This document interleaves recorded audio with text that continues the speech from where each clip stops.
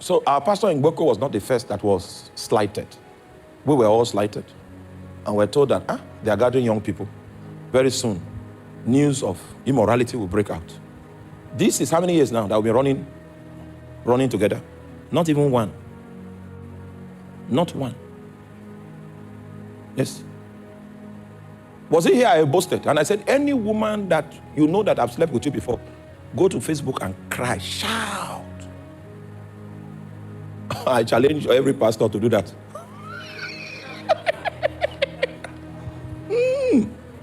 The owner of Facebook will become a billionaire because I know he's a billionaire now, he will become a trillionaire because the comments that will fly on Facebook will make Facebook, in fact, the satellite will burst. Are you with me? And I'm not saying that to exalt myself. I'm saying that so that it will be clear. Welcome to Remnant Apostolic TV. Here you'll be getting powerful messages that will change and transform your life. Thank you. For 14 years, how many of you were there? Most of you were not there. At least Kwado was there. At least Uka. Where's Uka? Tony was there. For 14 years, we were praying and trusting God for a spiritual breakthrough in our city. The success people came and analyzed us and said, these guys are just wasted people. Young people that don't have any direction. And what they want to use their life to achieve is to be praying. And it will surprise you to know that I got these comments from senior ministers in the territory. That some young guys just got together and I just pray. That we are waiting for when they will start sleeping with themselves. Well, we're waiting for that time. Meanwhile, I studied my Bible quite well. And a man that sins will stop praying. Maybe during the course of this presentation, I'm going to show you the principles that govern the life of God that you received when you gave your life to Christ and what it is capable of. Because this presentation in the book of John chapter 15 is a very, very practical and an organic layout on how the Christian life is supposed to be modeled under the influence of Christ as our source.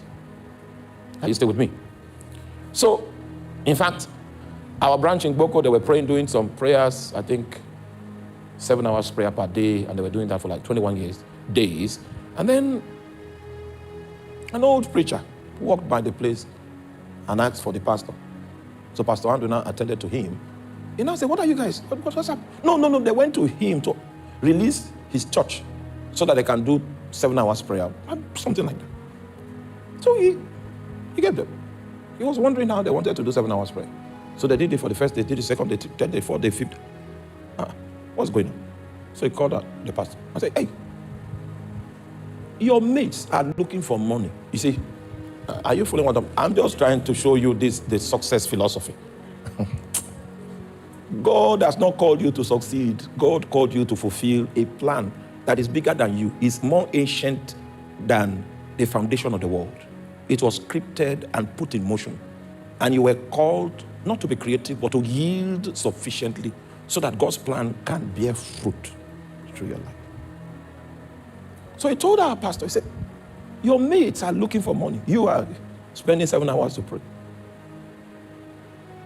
And just like I just had one of my disciples in one of the countries that I don't want to mention, but the person will know that is our discussion that is generating this talk I want to talk about. She watched a movie. She watched a movie, and the movie is about one of our fathers in the gospel that is late now, one of our Nigerian fathers in the gospel that is late now, from the southern part of Nigeria. So she saw the selflessness that was in his ministry, how that he didn't want anything but just to do the will of God, even though he became exceedingly powerful. His power did not make him active. You know, if you have money, I hope you know there are many things you can do. Okay, you can't do anything with money. I know you. I know. Let me tell you something about money. When God is the one responsible for the resources he's making available, he will give you commandments as to how every naira will be spent. If I tell you how much, we're still in September, if I tell you how much God has directed me to give in the month of September, In fact, by the time I'm done, I've done 90%, it's remaining, so I just came back today, it's remaining some aspects. By the time I'm done, my accounts will be empty. I've lived like that for years. In fact, my wife is just hearing this, what I'm saying now, because the account will be empty before she will know. And it's the Lord directing me. The way we survive in my house is by my hearing. The day I stop hearing well, we are going to suffer. Yes, the way I stop. That's why I want to teach you. Is what I know I can teach you. What I've experienced I can teach you. It's not as if we don't have things to teach you, fake things that you will like. It sounds, but you see, it is anchored on the latent power of the soul. You need to be a very spiritual man to be able to sieve doctrine and know the goal of this teaching, what it's going to produce in the life of man. Somebody might see us now and say we are succeeding. He doesn't know. This is not success, this is fruitfulness. This is not our own idea. This came from the mind of God. And I'm telling you that God that is seated on your inside, can you adopt him as your real personality? Because according to Apostle Paul, the way to live is to live Christ. It's to allow Christ to express himself. And that's why Jesus used the metaphor of plant in order for us to have a cognitive perception of what it means when you yield to him. So those 14 years of prayers, Tony was there, Shala, Philip, Evangelist Philip. You remember when we used to break our fast by 9 p.m. in the night? You remember that? And one day Philip now told me that, okay, this thing don't do now.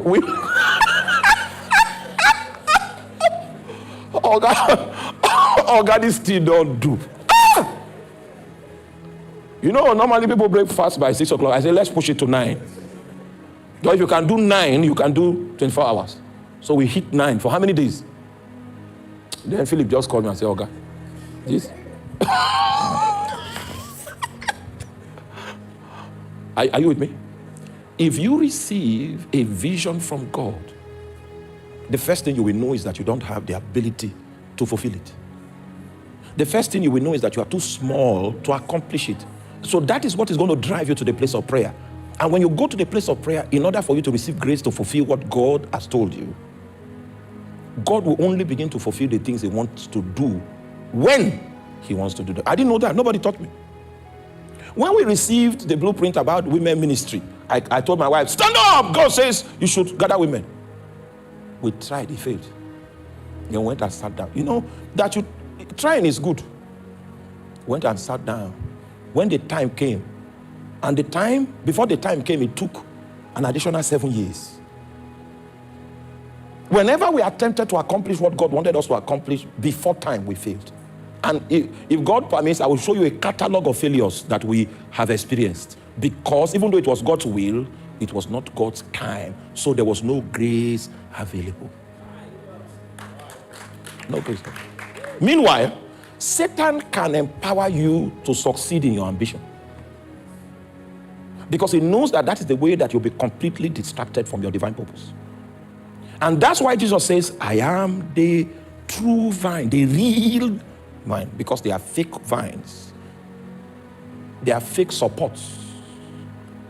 They are fake journeys. They are fake errands that you can deploy your life to fulfill, which is not from God. Are you there? So our pastor in Boko was not the first that was slighted. We were all slighted. And we're told that they are gathering young people. Very soon, news of immorality will break out. This is how many years now that we've been running together? Not even one. Not one. Yes. Was it here I boasted? And I said, any woman that you know that I've slept with you before, go to Facebook and cry, shout. I challenge every pastor to do that.